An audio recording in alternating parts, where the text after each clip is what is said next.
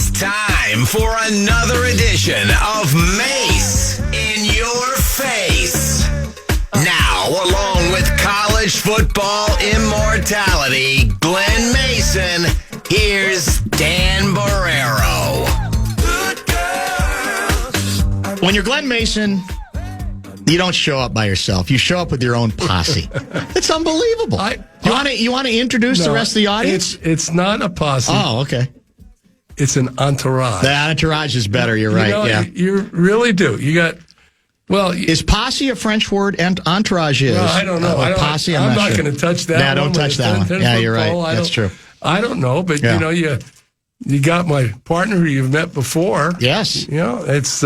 And by the way, I scored some points without even knowing it. I know it. We didn't plan it. Yeah. We didn't talk about this. Yeah. The glasses you brought in today, I haven't seen you in a while. She happens to love them. These are very old, by the way. They're distinct. You look very distinguished. Thank you. Yeah. Thank you. Yeah. But, you like Marcia. She's how could you not? Friendly. Yeah. Yeah. I mean, for sure. Pretty good. Who else did you bring? And David Deno, our friend. Guardsy's good buddy, right? Oh, yeah. But anyway, he happens to be a Michigan man. Well, that's okay. It's not illegal. Yeah, no, it's good. And but anyway, he has a place here, but he's a resident of Tampa. And he might be one of the finest hosts when you're in a city. Clearly. I mean, I stopped by there. I've never been treated that way. I have heard nothing but raves about your generosity. Really, I'm telling you, he's great. And he listens to the show all the time. I appreciate that. He's really impressed with me. You, not so much. Not so much, yeah. That's the way it goes. Those are the people that you tend to tell me about. The people who actually are more impressed with me than you, I never hear about. Not because they don't exist, but because you don't want to acknowledge them. Normally what happens to me, because I'm kind of a man of the people. I'm out there. Oh, you really are. But people say to me, hey, really? What's he really tell like? Us, what is Barreiro really like? And what do you say? I can't go there. I can't go. You don't ever defend me? Defend you? No. You know what? I probably heap more praise on you than you deserve. Yeah, that's probably true. Yeah. But I had a great... Congratulations, though. Thank you. I got the cap on today. And I had the hoodie on yesterday. And I owe no one apology. Because I've been... You went on this. I've been singing their praises for a long time, and I'm still amazed. And people are trying to denigrate it. 35 years... major college coaching, not even after part being a fan of the TV and stuff. The greatest turnaround of a college football program, of maybe any program in college that there has been. I'm telling you, there isn't anybody. That's not recency bias. There isn't anybody that has been involved nationally or even in especially in the Big Ten that thought this could ever happen. All right, let me play the part of a number of the texters. I'll go the other way. Yeah. I'll do devil's advocate stuff, even though I agree with you. They say it's apples and oranges. There's a number of conditions that exist in college football now that makes it more, not automatic that this is going to happen, but much more likely that it could happen because transfer portal, NIL, all of this stuff, other things that didn't exist back in the day, like when Gary Barnett turned around Northwestern. Although that ended up being, I think, 2 great years, back-to-back Rose Bowls, and they fell off. He got a national championship. No, that's true. He didn't play Ohio State both those years. What do you say to those who say... Okay, here's what I'm going to say. It's nothing's clear-cut. I will say this, that without some of the rule changes, the transfer portal, and now the lifting of the initial scholarships that you can offer. They're forever and ever and ever. Right. You could only give 25 initial scholarships regardless of how many you had. And with the portal where you used to, if you wanted to transfer, you had to sit out a year. Those rules are gone now, okay? Correct. So without that, this probably would not have happened. But in saying that, because it's Indiana, even with that, it's still mind-boggling. I heard Kurt Signetti talk about making a reference, and he was pretty accurate, not 100% accurate, and he talked about the University of Pittsburgh. Mm-hmm. When Johnny Majors left Iowa State, and he went to Pittsburgh, and Pittsburgh was really, really bad. And that was the last year that there wasn't a limit on initial scholarships.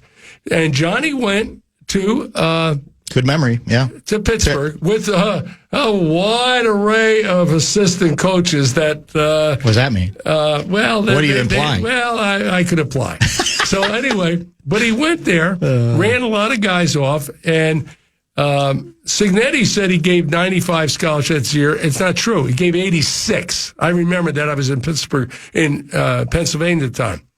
And he also said, plus he recruited Tony Dorsett. No, he didn't recruit Tony Dorsett. He bought Tony Dorsett, you know. And that was before NIL and all the stuff that makes it buying players legal. That wasn't there. And a couple of years later, he won the national championship. Was still mind-boggling, but that was easier to explain, if you ask me, than what Indiana did. And I can also say this. If you look at the game and the performance of the players, and you leave out the age of the players, and you leave out the transfer portal and the NIL and all that kind of stuff, and I can tell you, they're a well-coached football team. And all through the playoffs and all through the season, all through the last 2 years, if you can find a team that was better coached start to finish than Indiana, I'd like to see it. Yeah, I don't disagree with pretty much any of that. What's interesting about the game to me yesterday was, and you and I talked about this, you can be a great team and have an off game or sections of a game where you start doing stuff you don't really associate with that team. I'll give you the example even late in the game. They're one first down away from the game being over. Yep. They're inside, there was a 15-yard line. It's 2nd and 1. One more first down and it's over. False start. Yeah. Then it ends up 6. Changed everything in that game. So opened the door. Atypical of that team. That's how it stood out. That guy was the lineman of the year in the Big Ten. Correct. Yep. And you could see it on his face. It was like, I mean, he didn't give that look like, I didn't move. No, he said, I can't believe I did it. You know, a couple of other things, Dan, I just want to say. Let's not lose sight. What Signetti did at Indiana, that's a basketball school. Or let me put it this way. Well, There used to be a basketball school. They're not going to be saying anywhere, wait the basketball season. No. And I know you used to live across the street there. But now what Indiana has realized, and I saw their president, I mean, boy, she's soaking this up big time. But the impact, financial impact that this had on Bloomington, Indiana. Now, what people don't realize, because I used to coach at a basketball school, Kansas. And believe me, I mean, it's basketball. And they never got it. The impact that can be received in a community from football makes basketball pale in comparison. It does. I mean, and it's absolutely just crazy. But the other thing is now going to happen. I don't think if you go to Bloomington, Indiana, because I've been there a number of times when I coach there and when I do the games, Big Ten Network. right. The people around there, all they wanted to talk about was Bobby Knight. That's true. I said, he ain't coached here forever. You know, Bobby Knight this, Bobby Knight that. Well, I don't think you can hear Bobby Knight anymore. No. It's going to be Coach Signetti. So the question is always, how is it harder to maintain at a school like that, even if it seems like he's changed everything? I mentioned, the Barnett run at Northwestern was terrific. I mean, I told the story earlier. You probably remember this. Denny Green won Big Ten Coach of the Year at Northwestern, going 3-8 because it was considered an impossible job. 3 victories was considered great at Northwestern. So what Barnett did was great, but then it didn't get sustained. So is this new environment make it easier for Signetti? I'm not saying win national championships every year, but not fall off the end of a table. How does that work now? Yeah, well, I guess to what level? Right. I would think as long as Signetti is there right now, that the old days of Indiana being the losingest program, they're done. Yeah. You know, I think at the worst, you're going to see them as a middle-of-the-road Big Ten team. Right, at worst. They're going to be a team that I don't care who you are. If you're one of the Blue Bloods in the Big Ten, when you get ready to play them, you better get ready to play them because they're going to be well-coached and they're going to have good players. And hard to sustain, I would think, at Indiana to a certain degree. And I say that because, and I know recruiting has changed, but Indiana is not a great producer of high school talent. Plus, you got 4 schools that play Division I football in including Indiana. Notre Dame. You got Notre Dame, Purdue, you got Indiana, you got Ball State. Yeah. But now the way it's changed, all schools, they rely less on high school recruiting. What they do is they look at the portal. You know, one of the things I heard, Marsh is from North Dakota State, great program up there. I heard there's something like 8 or 10 of the starters that were going to be returning are gone because they've been, raped of their talent from other schools. And right, wrong, or indifferent, that's the way it is. That's the way, yeah, that's the direction it's going across the board. You look at Minnesota, when Coy Purridge, the safety, was, yes. Everybody was so delighted he decided not to go to Ohio State or Alabama. He was staying home. He's one of us and all that kind of stuff. Well, now he's at Oregon. I mean, those things are happening. I wish he was good enough to make Indiana. I don't think they wanted him. That's what I heard. That's what I was told. I don't know that. Yeah. I'm just trying to get cocky. Yeah, I know it. Yeah. How often in my lifetime have I had a chance to get cocky? Yeah. And to blow smoke about Indiana football. I mean, I got to take advantage of it. You know what I'm saying? I agree with you. Yeah. I mean, it's like Dizzy Dean said, if you've done it, it ain't, it ain't bragging. That's true. You did it. Yeah. I mean, come on. No question. All right, let's get our first pause in. Mace in your face. He's in studio for the hour. Questions for him, hit the Bradshaw Bryan KFAN text line 64686. Hockey Talk coming up at 5. We'll find out when we come back who Mace's favorite fictitious coach in either a TV show or a motion picture might be. I mean, you see movies, right? You watch films. You've watched films historically. So think about who comes to mind to you as some of your favorite made-up coaches. Well, you used to think I was a fictitious coach, so what are you talking about? Mace in your face. Well, to be honest, against Indiana, the week after you beat Ohio State and Columbus, you were. But that's... There you go. I had to do it. That wrote itself. Yeah, that's right. We'll be back. I hope we're back in a minute. The 2026 Progressive Minneapolis Boat Show sails into the Minneapolis Convention Center January 22nd through the 25th. Check out a wide selection of boats and boating gear, must-see attractions, and fun for the whole family. Get all the details, KFAN.com, keyword calendar. A number of people have nominated Norman Dale from the motion picture Hoosiers to be placed in the Mount Rushmore of fictitious coaches. It'd be hard to argue with Norman Dale, Gene Hackman. I love that movie. It's a great movie, great role. Yeah. Wait till the new Hoosier movie comes out. There's going to have to be one, don't you think? Yeah. And how about the books? There's going to be books. You know that too, right? So do you have a favorite coach, like fictitious? Well, does one come to mind? Yeah, I was thinking of that one when you said it, because I love that movie. Really moving. And, the other one that, not to the same category, but I like Denzel Washington and Remember the Titans. Oh, yeah. I like that. I thought that was pretty good. Excellent. Yeah, that's a good choice. And then, how about Pat O'Brien? Newt Rockne? Yeah. All-American. I watched the other day that came on during the holidays, and I couldn't stop watching. The problem is some people listening here will say, who's Pat O'Brien? And who's Newt Rockne? That's it. And in the movie, he wasn't Newt, he was Canute. He was Canute. Remember the Gipper. I remember the Gipper, George Gipp, played by a future president of the United States, Ronald Reagan. Absolutely. Yeah, it's a good movie. We're dating ourselves. Well, we are, but that's Black okay. and white? I mentioned the movie earlier. Did you ever see the film Breaking Away? Set in Bloomington, Indiana. It's the movie about the little 500, the bicycle race. No, I never saw it. And it's a really good film. A very young Dennis Quaid is in that movie. It's a terrific. You don't have to care anything about cycling or even about Bloomington. It was a very highly decorated film. Very, very good. Now, how about the worst fictitious coach in the movie? Worst fictitious coach? Yeah. That's a good question. In my mind. Who was in your mind? How about Rudy? Yeah. That's not bad. Oh, my God. Yeah. That was terrible. That's not bad at all. Yeah. If we're talking about not greatest coaches of all time, but greatest coaching stretches of all time, and we all say Signetti's in it, who else belongs in it? I mentioned, and this is a little bit apples and oranges, but not so much, Herbie Brooks, the U.S. the Miracle team. He takes a bunch of teenage kids against the Soviet pros and kicks their ass. And it's legendary to this day, obviously, especially in the state of Minnesota. Now, again, that's a different kind of a run, but I think it's right up there. Well, yeah, I didn't know when you meant run just, one season. Could be one, could be 2 or 3, yeah. Yeah, it's, that was, at their moment, you know what I'm saying? Yes. Which was good, and he defined it. That movie is great, by the way. Well, Louis doesn't think so.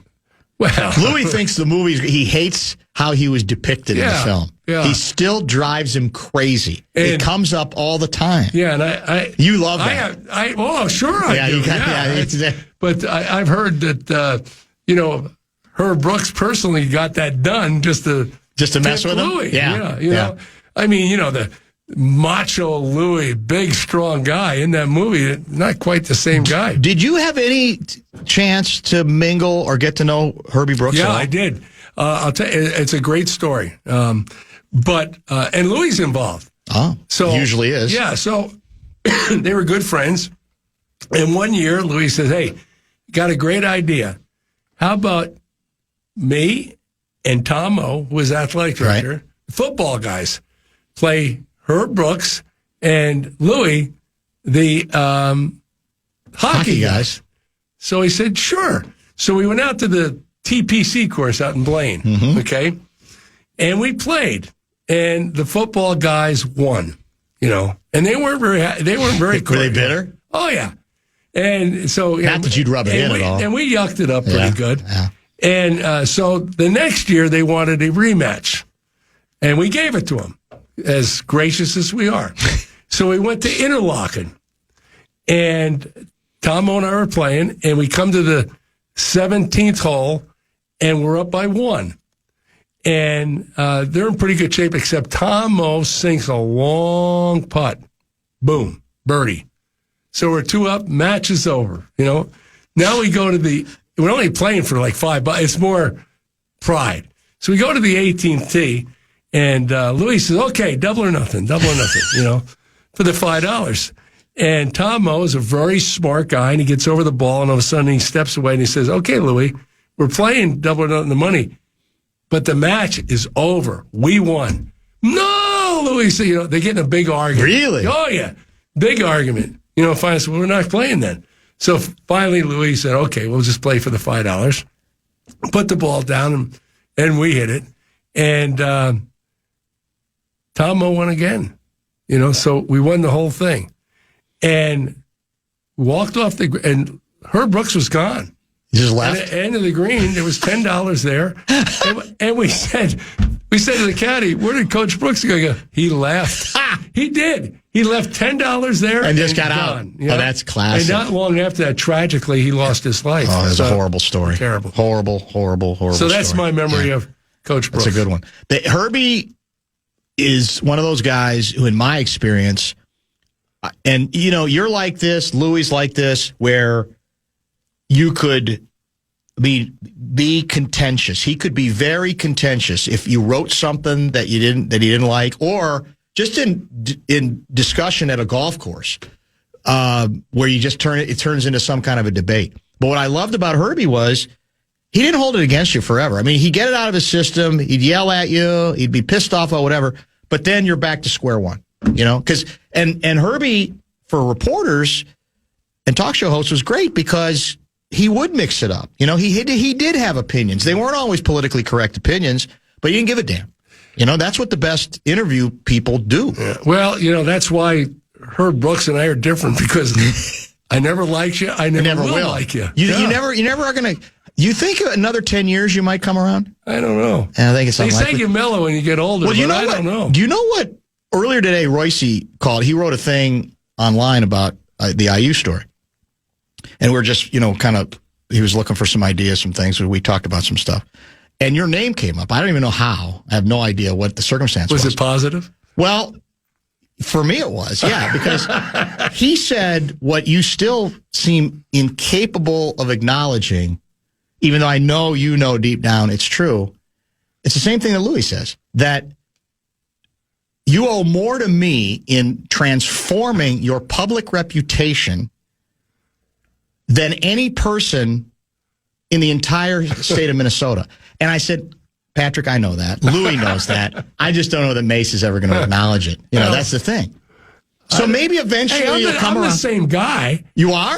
Yeah, I just don't have all the problems to deal with. Oh, I see. And you know, and that's not what Louis said. And he doesn't know. Oh, okay. What I'm saying is, you know, when you're running a team and you're trying to do something and you have outside detractors, agitators, noise guys like yourself, that's going to hurt what you're trying to do. Yeah. But now, what do you got to tack me on now? I'm just a media guy like you. There's plenty I could still go after you about. I'm going to let it go for now because you're on my side on Indiana, so I'll let it go for now. Speaking of that, you have to help me understand what I think is an even bigger problem than the pros when it comes to how the roughing the passer rule is interpreted.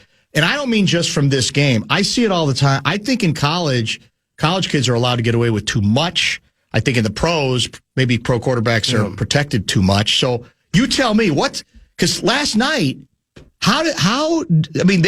Miami clearly was trying to goad Indiana the entire game. I hate that approach to football, but they did it. That's maybe their personality, whatever. But that first hit to the chin strap, how is that not a penalty? No, I thought there was a bunch of cheap shots that weren't called, that should have been called. And, you know, it's amazing. You know, Bill LaMagna, he's the rules expert, you know, and Bill used to be in the Big Ten. And he was a good official and good. You know, he's too milky toast on that. Yeah. Call it like it is. He missed it. It should have been. You know, he says, well. He hems and haws. He hems and haws all the time. And that's what it should be. He's not an official anymore. Don't protect the officials. But I thought there was some clear-cut shots on Mendoza that absolutely should have been, you know, flagged. You know, there was a day that in college, if you ran the naked boot, okay, you were fair game. Yeah, you know, if you didn't have the ball, you got creamed. And I'm going to tell you, the worst was Trev Alberts, who was now the athletic director at Texas A&M. When he played defense, and he was a great player. But I can tell you, at Nebraska, if you ran a naked boot, your quarterback was floored. I mean, floored. Yeah. And they said, well, you know, if you fake, you're fair game. Then they changed that rule. But it was bad. Now, on the other end, and they should be protecting the kids, yes, in college more than they are pro football. And they're not, you know, I hear the guys all talk about, in pro football, I mean, if you're going to hear the quarterback, they throw it. Yeah. And you hear the old quarterbacks talk about it. Yeah. I mean, it's crazy. Yeah, I don't understand. A lot of times you look and they say, roughing the passer, what was the guy supposed to do? I thought it was a disgrace last night. I thought the officiating for a large part of the college football playoff season was despicable. Across the board, Yeah. And this idea, and I've talked about it long and hard, the one play that ought to be reviewable in college, and I didn't say pro, but now I'm going to say pro too, is pass interference. Because there's so many blown calls there, it's crazy. You look at one and you say, geez, I can't believe they called it. The next play, you look at it and they say, well, they didn't call it. Looks like the same play. Replay's not going to change it. Because it's too subjective. Because look at the calls in the Saturday games in the pro playoffs. You still had 50% of the people saying great call, 50% of the people saying terrible call. So I don't think replay. I get your point. I just don't think replay is going to change anything. Yeah, but there was, you ought to be able to challenge. I always said that the coach in college, I've never been a pro guy, should always have one challenge. Okay, one challenge on anything to look at. And I think it was that game when the guy broke loose and the guy grabbed his jersey. Right. You know, he didn't throw that way, but it should have been holding. What was your approach? How often did you talk to your team about these guys? Their personality is to get you going. They want to goad you into slugging back, cheap shotting back, to get out to take you off of your game. Was that something you ever talked to players about, or you left it alone? Or because I felt that's part of what Miami tried to do from the beginning. Well, Miami's always had that reputation. That's true. Doing that. You know, I really, and again, I coached in a different era. I didn't allow my players to do that. And I got to be honest with you, about the only time, well, 2 times that I had an issue like that with opposing teams. One was at Michigan State with Nick Saban when he was the Really? coach. Absolutely. Oh. Yeah. And the other was when I was at Kansas and we played at Miami with Dennis Erickson. Right. Same type of deal. Yeah. And, the thing about it, like I told those guys, I said, hey, you guys are big and bad. I told the coaches face to face, you guys are big and bad, really good. We're not very good. It was my first year at Minnesota, and I forget what year at Kansas. They were number one. I said, you guys are bullies. Maybe you have to do that to Florida State. Maybe you have to do it to High State. Right. You really don't have to do that to us. What was it within give me more dirt on the time with Saban? What was that about? Well, we were, at Michigan State in their stadium, the end zone, you both come out of the center tunnel, okay? Right. And we were out there already, kind of stretching and stuff. And then they came out and they kind of ran right through where we were. And as they're running on the field, they start pushing all their guys. I mean, I'm looking, I'm saying, what are you? So when Nick came out, I used to coach with Nick. Yeah. I lit him up a little bit. I did. And he goes, oh, I didn't see anything. I said, your ass hasn't been out here then. What are you doing, And I told him, and I did. I said, don't ever do it again. Did you win that game? Do you remember? No, they beat us, but next year we beat them. You beat them? Yeah. Yeah. And they didn't run through our... By the way, did you see Saban, again, predicting is impossible for everybody. We all make predictions, and sometimes we're right and sometimes we're wrong. I get that. But it was like clockwork. Saban... As much as he started complimenting Indiana, he never picked them. He picked before the Alabama game. It was, I like the Indiana story, but I really believe Alabama got its mojo back last week. I'm picking Alabama, and we talked about that. Yeah. That's okay. Maybe you have to do that. Yeah. But he did the same thing in this game. He picked Miami. In Tuscaloosa, makes $500,000. It's like at some point you go, well, this is the guy who's supposed to know everything. At some point, do you just not want to acknowledge what they're doing? I listened to the lead up on that whole thing. Oh, you did? What did I mean for a couple days. Right. And he really believed that Miami, was a very talented team on the rise. Yeah. And he did. They're coming, they're playing better, they're doing this. And I think in the other thing, it's also really hard to run the table. 16 games? Yeah, it is. And I think he probably thought, well, and maybe, I don't know, maybe the TV people say, hey, we need a buffoon to do what Corso did, and you're not going to put the headset. Maybe they want to put the headset on and said, no, I'll put a hat on. I don't know. Maybe that's true. 4th and 5, the quarterback draw call. Yeah. I want you to be 100% honest here. In that exact same situation, would Glenn Mason have the cojones to go for it? No. I don't think it's just the guts to do it. I mean, I guess, I don't know, maybe the field goal is meaningless as far as if they go down and score a touchdown. But at that distance, no. At 4th and 1, it's a whole different deal. 4th and 5. It's crazy. Not only that, but to run the quarterback draw with him. Now, I'm just going to say, it might be one of the greatest plays, greatest call. Everybody, oh, my God. You hear the announcers? Oh, Fowler and Hurst. Oh, greatest call ever. If he would have got hit for no gain, they would have been saying, what kind of call was that? Yeah, do it. You got good receivers. You got good running backs. Yeah. You do some of that. I will say I do think it's one of the greatest plays by a player, absolutely, a Heisman winner in that situation. I mean, that was a hell of a run. Yeah. I'm going to go back. If you look at that run, I'm going to say this again. I love tough players, but I always said I love guys that they don't look tough, they don't act tough. Yeah. They don't talk tough. They are just tough. That guy is a tough. If you'd say, what is his best quality? I say toughness. Yeah. Even you remember the first play in against Ohio State that he got not. I thought he was done for the game. Yeah, and that was a clean shot. Yeah, that was not a cheap shot. But I thought he's done. He got up and he played. I think he missed one play. Yeah, and some of those cheap shots that he took against Miami, that guy's a tough player. But that play. If there's a play that should be played over and over and over. What a great run! Did you see he did finally, he being Mendoza, get a little dig in on the post game interview with ESPN. He just slipped it in about coming full circle, and we end up winning the national championship in Miami. Where, as a 2-star, I was not allowed to walk on. Yeah. I thought that was a hell of a line. Yeah, well...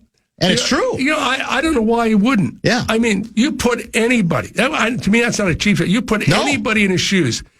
He grows up a mile away. Very close. Mile away. His father, played football with Cristobal. Now, Cristobal was in high school, was not the coach that passed him by. But he went to all their camps. He went to the games. He wanted to be a Hurricane. Yes. He'd do anything. I'll go for free. And they say no. And then, but full circle, so now he goes to Cal. And now I think Indiana got involved because I think his brother was at JMU and came with him. I think that's correct. So that was the connection, and they took him. And now when he hit the portal, it was pretty good. Now Miami says, hey, maybe you want to come back. And mom and dad, who are both Miami graduates and were athletes there, said, no, not good enough then, not good enough now. And I love that. I do too. I love that too. By the way, his brother, you saw, is the transfer portal. Yeah. I mean, there's love and there's the real world of being a big-time coach, baby. Yeah, that's right. But, where was the TCU quarterback? Yes, that's who, Indiana, whatever. So. And, maybe Signetti said, hey, listen, we love you. We love your brother. You're welcome here, but you're probably not going to be the guy. You're not your brother, No, that's the way it works. Yeah, that's it. All right, let's get one more break in. We got Mace in your face at the top of the hour. Got a lot of good texts coming in. I want to ask about the pro games and especially the call that was called an interception. Yeah. Where the ball, the receiver goes to the ground and the Buffalo got screwed. Yeah, that's it. Man, his job. They're firing these guys left. But the thing about it, they're firing them, but they're paying them. Yeah, they're doing both. Yeah. Mace in your face. One more segment. We'll talk hockey with Russo at 5:00. Never miss your chance to know what the latest sports news is in town, chances to win tickets, or just knowing what's going on with your favorite KFAN shows. Follow KFAN 1003 on all of our social channels like Instagram, TikTok, and X. Stay connected and follow the sports leader, KFAN.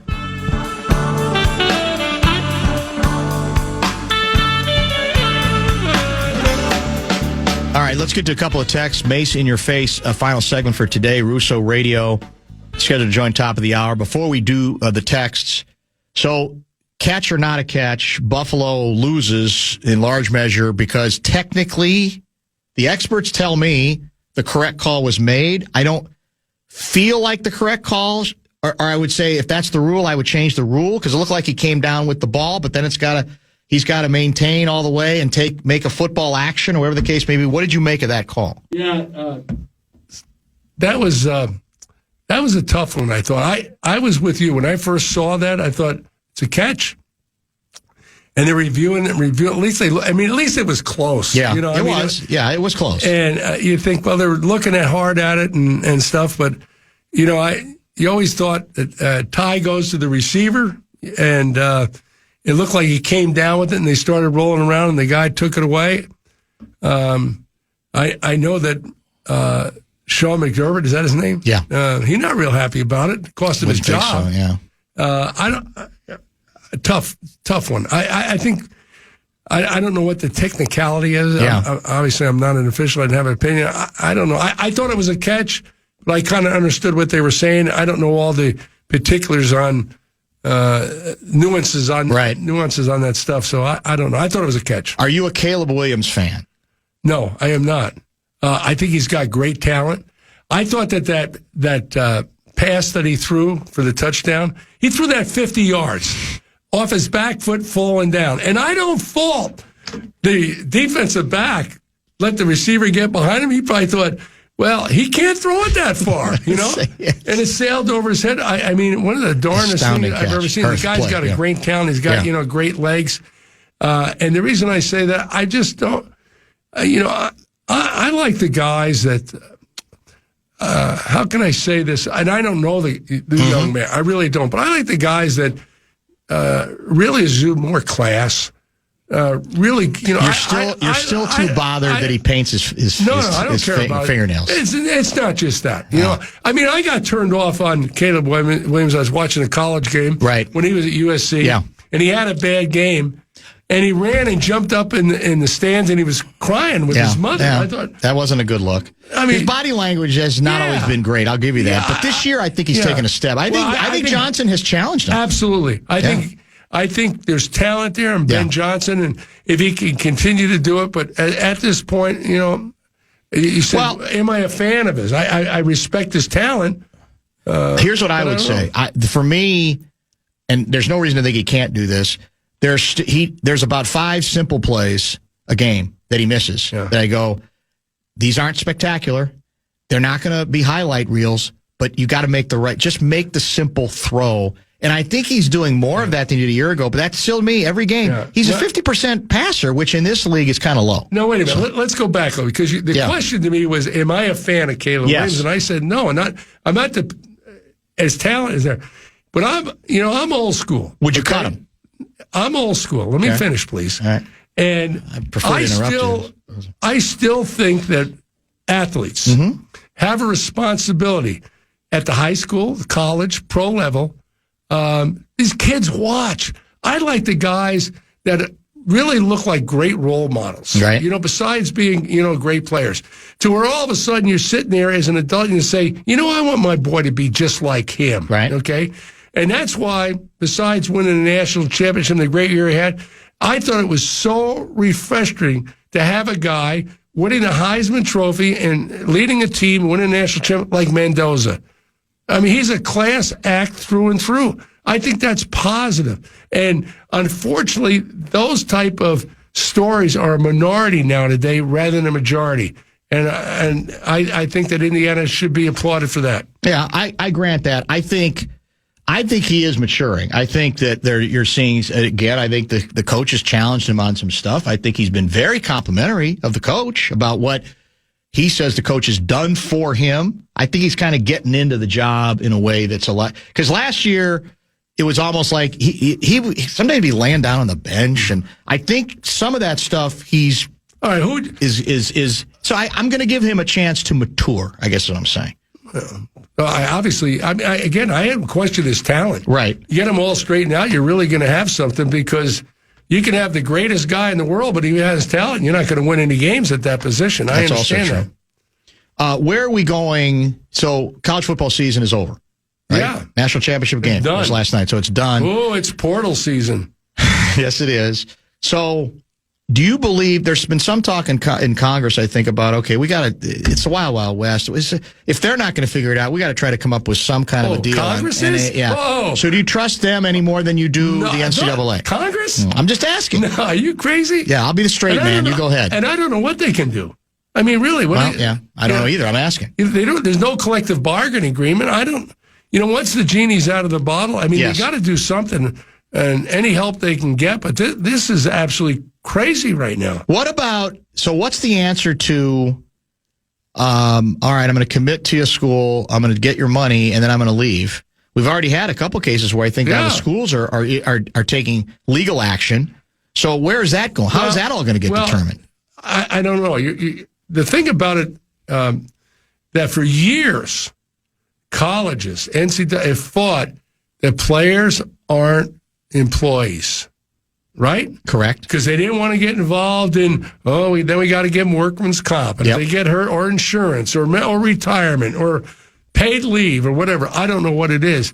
So now all of a sudden, now you're going to sign them to a contract? I don't know, maybe an independent contractor? I don't know what it is, and you got to deal with the agent, and there's a lot of unscrupulous agents out there now. Yes, there are. The other thing I've heard is that in some cases then some kids have tried to go back, and then the agent won't let them go back. I mean, there's a lot of layers to this thing, just where there's a lot of people, I think, who are taking advantage of. Well, I think there's a lot of first of all, what Signetti said, all this NIL talk out there, money is greatly over-exaggerated. And I think there's a lot how many kids? There's like 8,000 kids in the portal.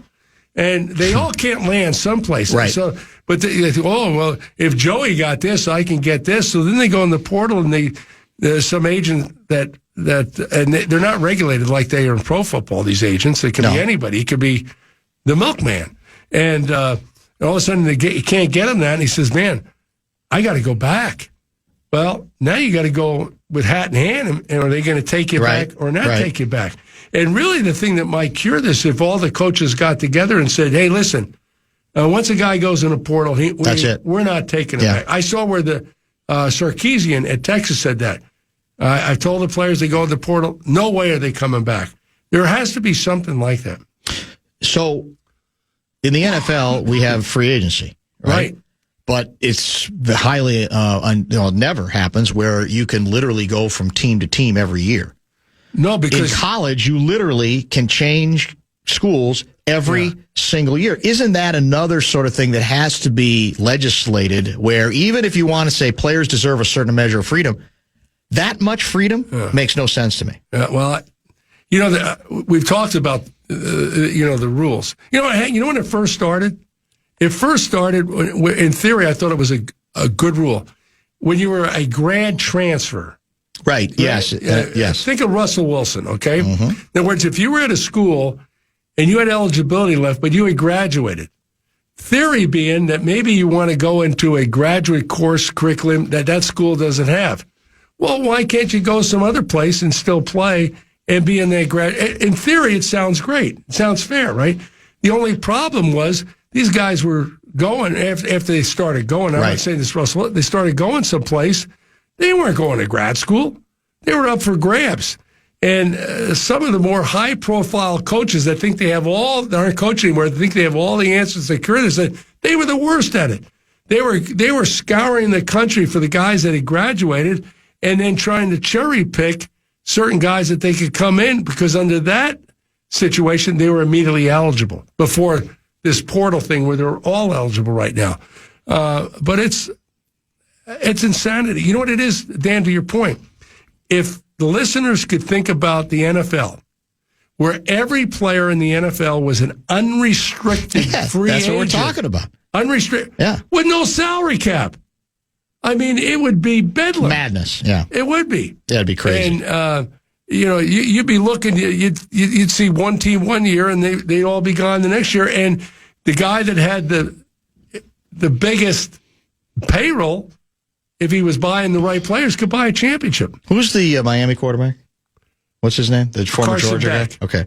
I am not a fan of his, I'm going to tell you. Really? I know. I didn't like him when he was at, I don't know, just the way he handled himself. He was a starting quarterback at Georgia. I think he had a national championship. And then, and at Georgia, I mean, they let him go. Yeah. That had to tell you something. And then he goes to Miami, and then he comes out and says, well, get ready for the championship game. How did you deal with dealing classes? Well, I graduated 2 years ago. I haven't been to class in 2 years. That's where I was going. Is that what college football is all about? That's what I was going to ask you. He's at least apparently 2 years removed from seeing a single classroom. We're so far removed from whatever this used to be. I don't even know how to explain. How many years did he? I mean, some guys were in his 6th year of playing. One or two were in 7th year playing. Are we going to eventually have like 30-year-old college players? What's the limit? Or are we ever going to tighten up those rules? Because it happened during COVID, right? Yeah. So, well, a lot of things happened during COVID. Yeah. This whole thing went crazy. Yeah, the whole thing did go crazy. But, you look at it, well, I made this analogy, and I might be dead wrong, but, they want to make a big thing out of Indiana, how old they are. They had 47 players that were between the ages of 22 and 25. That's an old college. That is, that's true. Now, I don't know what the parallel is, but NFL, they had 140 players between the ages of 21 and 22. They have a lot of young players here. But now, I think I remember asking Louis one time about hockey at Minnesota. I said, all the facilities and the tradition and everything and the great recruiting they have at the U for hockey, how does teams like St. Cloud or Bemidji State or any of those, how do they compete? Because they were competing pretty good, right? And he said, well, you don't understand. We get the cream of the crop.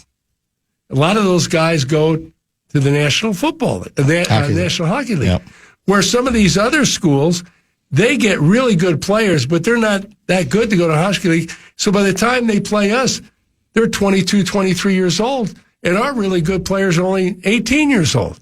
Well, I think that could be happening in college football now. Texter writes, how come coaches can leave whenever they want? Where is the class in that, Glenn Mason? That's the point. Now, what I've always said, if this guy would listen, because I've talked about it before, that's easy to correct. It really is. The difference is you don't have that problem in pro football because they have contracts. That actually matter. Hardcore contract. In other words, if you sign a guy to a 5-year contract at $10 million a year. If you fire him after 1 year, you owe him $40 million. Now, all the years that I coached, I never had a buyout clause in my contract, and I'll tell you why.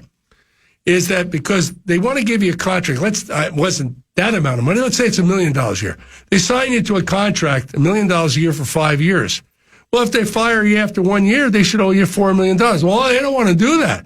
They want to protect their downside. So they said, if we fire you after 1 year, here's your buyout. We only owe you $1 million. Well, that's bullcrap. What I used to say every time, legit, I'd say, let's sign a contract, and I'll do it. $1 million a year for 5 years. You fire me after 1 year, you owe me $4 million. If I leave after 1 year, I owe you $4 million. They don't want to do that. They want to protect their downside. Make them hard, fast contracts, and then coaches can't leave. That's the difference right Your there. answer. Yep. All right. On that note, we're going to go. Are you in next week? We got to figure out. We're coming to the end. Coming to the end. You guys are wearing me out. Let's see. Well, we'll figure it out. Maybe what we'll do is usually like once a month or something. Because I don't think. You know why?